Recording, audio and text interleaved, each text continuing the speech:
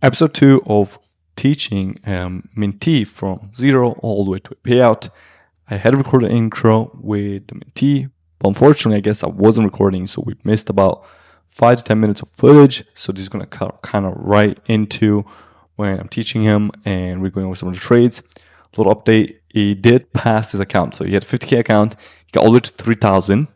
He didn't understand once you get to 3,000, you had to stop trading and go sign a contract. He kept trading that account, got back down to 2,000, but it's fine. He's still gonna pass it. Today he made $500, so he's $500 away. But now we'll jump into the video so you can learn some of his mistakes, what he did, and we'll go over all the charts and trades that he took for the week. And yes, the guy has been crushing it. So we want to see him getting a payout this week, potentially. Who knows? If he passes tomorrow, it could happen. So make sure you watch the whole thing and stay tuned for the rest of the series, because I'm sure there'll be ups like now, and I'm sure there will be downs as well. All right, before we jump into the charts, any questions from this week, from last week? Like, I don't know, did you have anything that happened? You're like, damn, I wish I don't know how to, I don't know what to do, or like some emotion shit. I don't know. Yeah, so or was it like a pretty smooth week? It was supposed to be smooth, but then I would say one of my issues is definitely like emotional. I would say like I think I need help with kind of like understanding like when to stop trading. Or I mean, I did set that thing in the settings, but it didn't work overall. We can probably Your daily loss limit? Yeah, I set it, and I've tested it within the week, and it just go either past it or it wouldn't really apply, and I don't know. All right, so we're gonna have to just check out how his daily loss limit is. Now you do have an automated one with a 0 balls, which is 1,000. So you should have to adjust that. I told him to have a $500 daily loss limit. You hit it once this week, or? I believe I hit it. Yeah, I believe I just hit it once. One day? Okay. Because it seems like overall you started pretty solid way, because you went up to 3,000, and then you had to even make even more, like kind of like extra fucking curriculum on the 0 ball. But you're at 2,000 now, 2005 exactly. So you're like that should be like a pretty smooth like Tuesday, Wednesday, as long as everything goes well. You know, you keep trading the way you traded last week. You know, you should be like right there, and then just aiming for your first payout, which again on a 0 ball, like it's like what, $70 all in. If you can get even $1,000 over payout or your first, it's like a pretty insane like ROI. What is that, like a 15x or something? And then you just keep scaling it from there. With over trading, like how many trades have you been taking like a day? I did tell myself around anywhere between like, what was it, like 2? I believe like anywhere between like 2 to 3, but I think I've been taking more like 3 to 5. But now like with over trading, like the thing is like this: if you take 5 solid setups, like there could be a day that's like there is 5 solid setups, but like are you just kind of taking trades like FOMC, like price was going crazy up and down? Were you just taking trades because like price was crazy and you were going to like be part of the action, or was it like you thought there was a good trade in there? So it would be more where like if I catch a bigger trade, then I'll usually leave myself between 1 or 2. And then if it's shorter trades, if I'm like depending on what time I trade, if it's not only just in the mornings, I'll try to take a little bit more so I can kind of even out and like getting more points overall. Well, I mean, it's also like a fine idea. Like I always think like if you take a trade, like let's say take a trade, and then I'm always adjusting my position size to small. Like sometimes some trades I'm taking on 1 mini, some trades I'm taking on 3 minis. So if I'm taking 2 trades on 1 mini, which is like half my position size, let's say, I'm okay taking a couple more for the rest of the day because I didn't really over risk too much. As long as like your overall like daily, you're not hitting a daily loss limit, you're fine to like keep trading as long as there's like some decent setups in there. So like if you're getting positive results, I will still try to aim for 3. It's like a pretty solid sweet spot, unless you hit one nice trade right off the rip. Like take that and go enjoy the day, because at the end of the day you don't want to be trading all day long. Although it is kind of like when you're first starting out, like the more you're trading, the more experience you're getting, like on the charts, spotting the setups. But as long as you're not like telling me, hey, I took 20 trades today, like that's when it's a problem.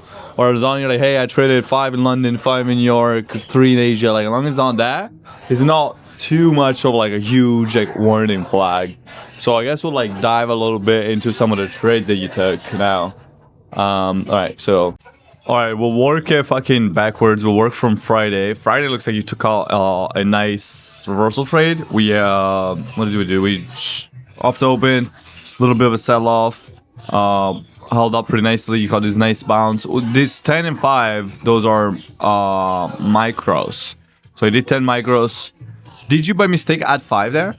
I think I did. I think it was a point where I think I ended up closing out of it, And it, and then I think I went back in, but then I feel like it was. I think that's when I noticed it was in going to keep going up, and that's when I closed it back out again.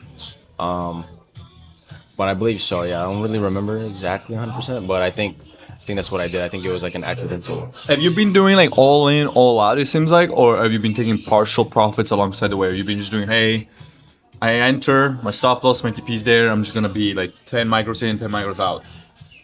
It was more so when I was down. Like if I think when I only went, I almost like not full 40, but I basically risk a little bit more. 1 million on a, it's not terrible on a 50Ks. Maybe a little bit, but if you were already in profits, I don't know if you're already in profits or not. Like I'm not mad 1 minute because your stop loss was real tight anyway. So like I'm not mad at that. Yeah, it's just when I was really low. So I was like when I was below on the account, that's when I kind of risk a little bit more, kind of come up. So that's when I was kind of risking a little bit more. But usually What I has don't. been at your typical size? This is like a fucking 10-hour trade here. Yeah, my typical size usually is like 3 to 5 micros. Okay, so this one you did 10. I mean, Yeah, so here I did like 10, kind of just. if you had like, Exactly. if you legitimately had a 5 point stop loss, like 10 is fine because you're not gonna take a huge loss on this. Okay, what are your confluences on this trade?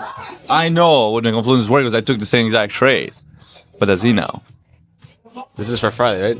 Yeah, it was Friday trade. I don't know if this was the same the trade we took, or I don't know if this is a personal one I took. I'm not too sure, but 'cause I know I had him here, but I think I had the one still from.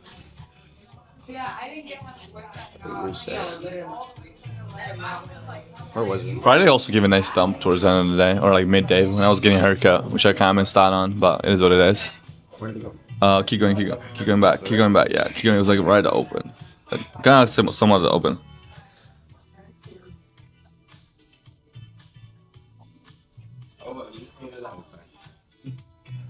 No, you think you took this trade on your own because my entry was right here at 0.94, something around 94. You got in late, like after watching me, and I did have a loss before that, trying to catch this long. We got stopped out on that big candle down right before that. So I don't know. You probably took this on your own. I did have a loss before that. Yeah. This one, yeah. This one was after. Yeah, this one was like. So we were at a weekly gap on ES on this trade. In Q, I believe also I tapped a weekly gap. Then big manipulation candle down, wicked back off. We got a new nice inversion of our value gap on that 1 minute. When you see a big candle like that, it gets displaced. It's usually like always a pretty good fucking spot. If you zoom out to the 4 hours, I think it might have been either in a 4 hour or a 1 hour gap as well. We were here. A bunch gonna be a bunch from all the other trades. Yeah, we were in this like big 4 hour gaps. It was pretty much the same lows that we were taking out on what was that, on Thursday as well. So, and also this was the GP of the whole week, I believe. We're like right at it as well. So we were expecting that bounce. Oh, no, wrong tool. So we take this GP. No, long short. Give me the fib. I'm not doing this with my left hand, by the way. So I'm holding the mic on my right. There you go. Yeah, see 0.616 there. So we're pretty much at all GP of the whole range. We're looking for a bounce. We saw price consolidate. We saw that 1 minute manipulation with that big candle down and back up. Then I looked for my last runner was at this 930 candle pretty much. Yes, I believe we got over that 930 candle. But I thought, hey, if it's going to reject, it's going to reject there, which it did. This could have been a nice short as well. This is a GP from the top to the bottom. This first 5 minute gap is always really important. These 930 gaps on the first 5 minute. So it's gonna be a level that it's gonna be important. You see rejects. You could have probably entered, an inversion here even on a retest on this candle when you took out that high.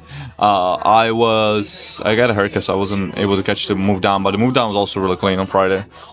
But overall, like a pretty solid trade. All right, what about Thursday? Thursday was good day, It or was my better trade. your better trade? I mean, that was a Thursday pretty was solid a more- fucking trade. yeah. Almost. Yeah, I think I was busy too that day, so I had to more take that drawing. trade before I left the house. So it was kind of like it's kind of more of like a rushed trade only because I had to like do something after around that time. So just because I was busy, I knew I was gonna be busy around like 11, 12. Ended up taking a trade before that, and I was able to catch that before.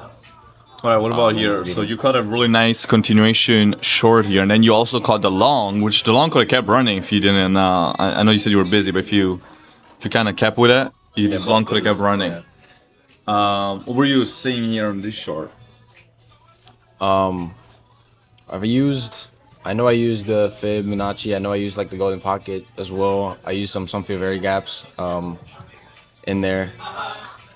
And what else did I use? To kind of predict that. I mean, yeah, I've mainly used for valley gaps. I've seen them bouncing. I've used, like I said, I used the Fibonacci tool. What made you want to go long? What made you want to go long after that short?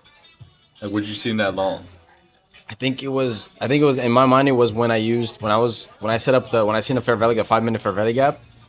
I kind of took the idea of where the Fibonacci was, like everything, like the GP and everything was at, and the fair valley gap ended up, I guess, retesting, I guess, and then it ended up kind of, it bounced that one area, and then I think it kept going, and then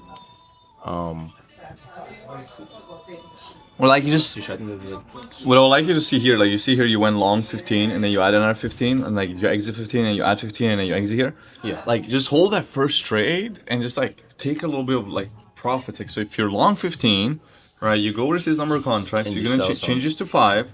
Oh no, 155. Change this to 5. Why is it not? Change it to 5. Alright, just do that, yeah. Change it to 5 and then sell 5 so you don't have to get in 15. Because then if that goes against you, you're gonna lose the profits you just made on the other trade. Right? So just 10, sell 5, 10. This is also really like a really solid bounce here you caught. 15. Then you went short as well. You added, it seems like, did you add into the short or no? So you tried to add into the long, that stopped out. Yeah. Added, stopped in profits. Like it's fine if you're taking these trades, it's like, hey, I'm up. Going break even pretty quickly, right? Especially when it's like one of those reversal trades. But here, like this, even the short here, you were, I don't know if like you were doing Thursday, but you were fucking crack. Yeah. But you the whole move down.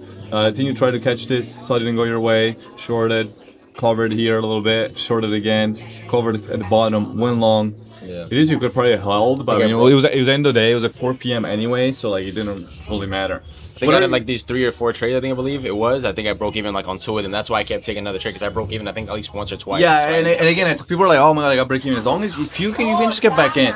Yeah. So rather you just get break even and then get back in, than just like try to hold the trade. He was like, oh, I can only take 1 trade max a day. Like I have that strict rule. Then you just hold in these trades. But no, it's way better. You go break even, get back in, break even, back in. As long as you're not losing money, you're fine. If you don't lose money, you can lose your account. So like protect the capital first and then worry about the profit. That's why I do that all the time too. Like sometimes I'll get break even or even get stopped for a small loss and I'll just get right back in that same trade. I do that shit all the time. Because at that first I'm trying to protect my capital and then I'm trying to catch the trade. What would you say you've been like your top confluences for like if you like top down, if you had to mark out your confluences, you can only go to your report cards here. Like what would you say? let me see. Let me go back to some old ones. Yeah, I usually use for valley gaps, golden pocket. Let me look back here. Yeah, I like reversals as well. Like I look for those reversals, like 10 p.m., 1 p.m. And then divergences, like the SMTs, divergences. And what those are, time like, frame? mine. Those are- What time frames you've been sticking to? I'll use a 1 minute, 5 minute. I'll use a 1 hour and then a 4 hour. Okay. That's pretty much what I use.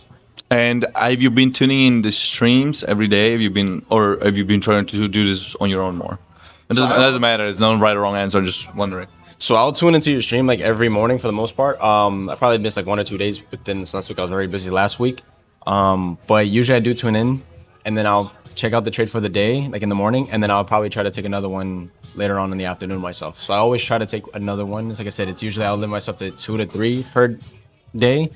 But then there'll be days like if I break even, I'll take a little bit, like I'll take more. Like I'll take another 1 or 2 if I break even like once or twice again within that same day. So it depends. That's why I said I take 3 to 5. It usually because I break even. If I break even, I take more. If I don't, then I usually limit that again back down to 2 or 3 trades a day. Well, it's important you take trades on your own. So I'm happy about that. You're almost there. Your target of 3,000. You actually were there, which was kind of the goal for the week. Well, honestly, it was an aggressive goal. You don't need to, a week passing that kind of week is a little bit challenging, but I believe you're gonna pass it next week. So our next meeting is gonna pass. So far, the trades that I saw, crushing it. Risk management, really, really solid. Good stop losses, good break evens. And make sure you guys are subscribing, tuning in. Watch with Kevin when he gets his first payout, and keep fucking killing us. So we'll keep finishing here, and I'll see you guys in the next video.